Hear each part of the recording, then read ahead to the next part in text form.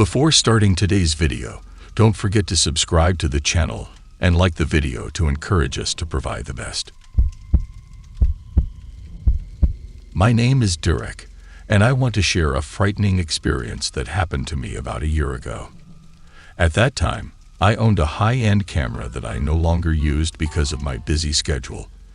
I decided to sell it on Craigslist, hoping to find a local buyer to avoid shipping the item. Soon enough, I received several responses, including one from a man named Dan. However, Dan's offer was far less than what the camera was worth, and I was insulted. Despite my rejection, Dan persisted, bombarding me with multiple messages each day and making lowball offers. After some time, he finally made a decent offer, and I agreed to sell the camera to him. We agreed to meet at a subway station near my apartment. As I arrived, I saw 3 men standing where we were supposed to meet. They were much larger than me, and their eyes were fixated on me. Though my stomach churned, I tried to stay composed and walked towards them, greeting Dan with a smile. However, I couldn't shake off the tension in the air as the 3 men stared at me. I began to regret agreeing to meet them there, but I kept reminding myself not to be afraid.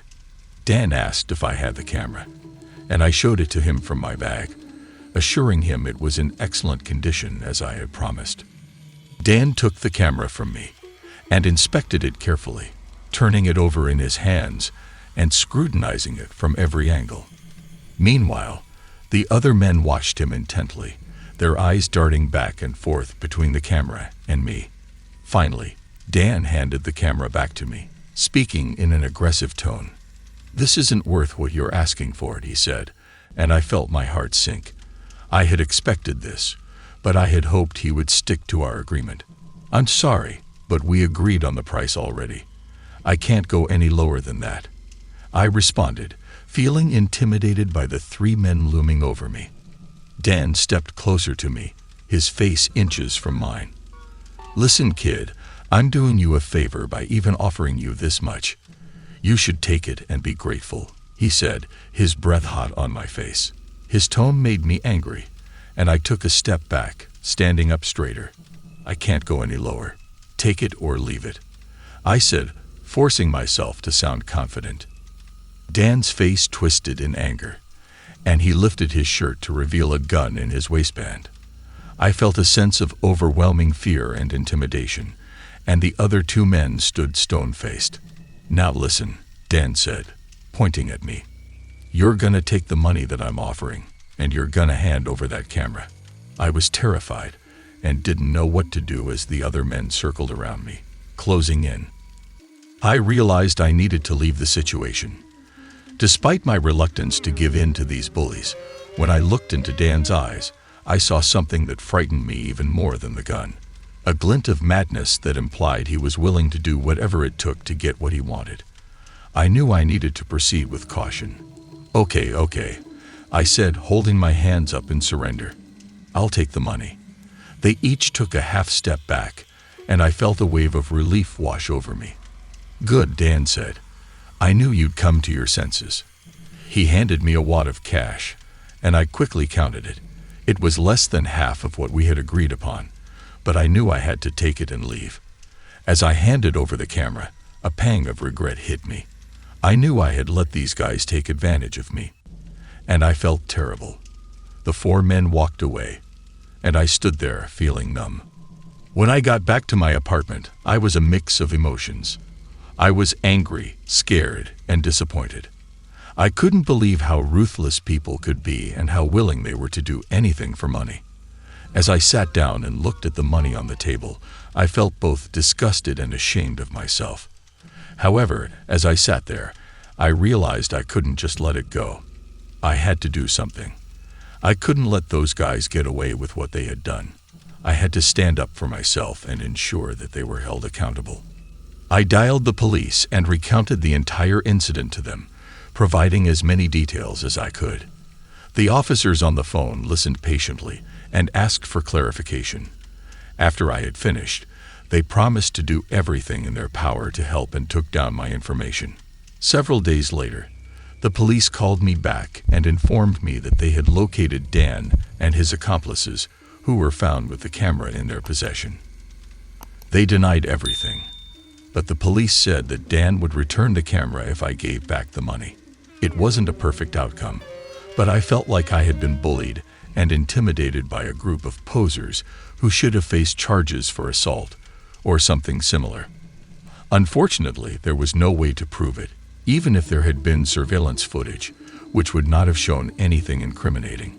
I suppose it's best to just let this one go. After being unemployed for several weeks, I was eager to find any job that would bring in some income. While scrolling through Craigslist, a simple ad caught my eye. Someone was looking for help with odd jobs around their house for a day.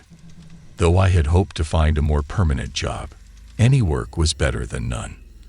The pay wasn't great, but it would be enough to cover my bills for a few days.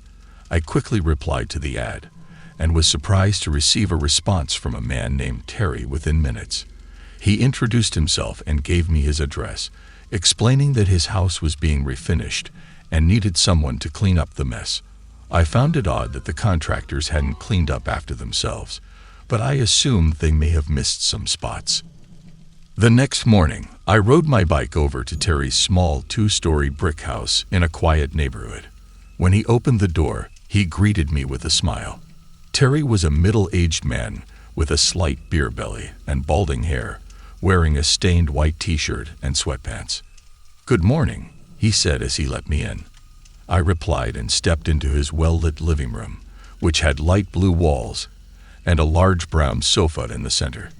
A few magazines were scattered across the coffee table.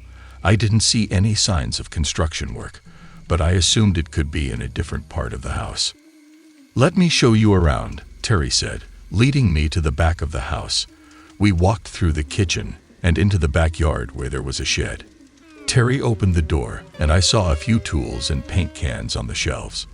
"I need you to organize this and clean it up a bit," he said, pointing at the shed.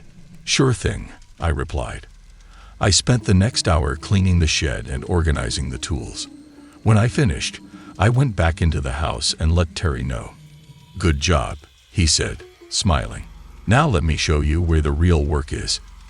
He led me down a flight of stairs to the dimly lit basement with a concrete floor and exposed pipes.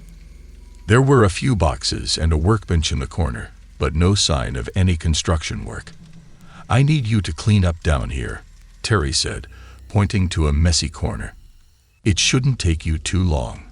As I started sweeping and cleaning, I had a feeling that something wasn't right. Terry was standing in the corner, watching me. I accidentally knocked over a box, and a few items spilled out. I bent over to pick them up, and they turned out to be a bunch of old pictures. As I gathered them to put them back in the box, one of the images caught my eye. It looked like some kind of creepy role-playing thing, with people tied up and wearing strange outfits. I was weirded out and wanted to leave, but when I looked up, Terry was gone, and the door was closed. I ascended the stairs and attempted to open the door, but it was locked. "Terry," I called out, "what's going on?" But I received no answer. I began to feel anxious and scanned the room for an alternate escape route. That's when I spotted a small window high up on the wall, though it seemed too narrow for me to fit through. I could see outside. I arranged a few boxes beneath the window and scrambled up them, managing to pry it open. I squeezed through the narrow aperture and rushed to my bike, which was still secured outside. As I rode away, my body shook with adrenaline. After a few miles, I stopped and phoned the police. They went to Terry's home to speak with him, but he had a story ready. He claimed that I was helping him tidy up his house, but was acting oddly, prompting him to suspect I was using drugs. He told me to leave, and he assumed that I reported him out of spite. It was all nonsense, but there was no proof of wrongdoing, and the authorities were unable to help. I felt frustrated and afraid that Terry would continue posting ads on Craigslist and preying on unsuspecting individuals. I knew I had to alert others, so I placed an advertisement on Craigslist detailing the experience and urging others to exercise caution when responding to ads like Terry's. Looking back, I realized how fortunate I was to have escaped. It was impossible to say what Terry's motives were, but they were undoubtedly sinister. Although I am a big-time gamer, I couldn't really afford the PlayStation 5 when it came out. Nevertheless, I kept an eye on Craigslist in the hope of finding one for a decent price. Eventually, I stumbled upon an offer for a really good price, and I knew I had to seize the opportunity. I responded to the ad, and within an hour, a man named Cam replied. After exchanging a few messages, we agreed to meet up at a Walmart near my place to make the exchange. Even though I was a bit nervous about meeting someone from the internet, the promise of a £5 was too tempting to resist. As I walked to the meeting point, I scanned the area for someone who looked like Cam. I had only seen a blurry picture of him through our emails, but I was fairly confident that I could recognize him. While walking around the parking lot and fiddling with my phone, I spotted him. He was a tall, broad-shouldered man with a buzz cut and tattoos all over his arms. He looked like he had just stepped out of a prison yard. My heart sank as I approached him. "Hey, are you the one buying the PlayStation?" he asked in a gruff voice. Nervously, I nodded, trying to keep a smile on my face. "Yeah, that's me. Are you Cam?" He nodded and motioned for me to follow him. "Yeah, that's me. Follow me, and I'll take you to it." As he led me to his car, I noticed it was a beat-up sedan that had seen better days. Despite feeling nervous, I tried to stay calm, reminding myself that it was just a Craigslist exchange, and I had done many before without incident. I stood next to the car while Cam walked over to the driver's side door. "Well, get in," he said as he opened the door and looked at me. "You don't have it here?" I asked, confused. "It's at my place. I didn't have time to put it in the car." "Just get in," he said casually. I couldn't believe what was happening. There was no way I was going to get into his car. How could he not have time to put it in? I quickly made up an excuse and turned around, walking away as fast as I could. When I looked back from a fair distance away, I was relieved that Cam was not following me.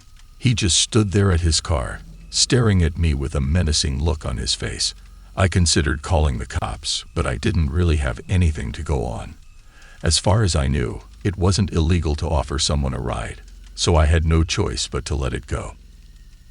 Thank you for watching today's video. If you enjoyed it, please consider liking and sharing it to support me. The best is yet to come.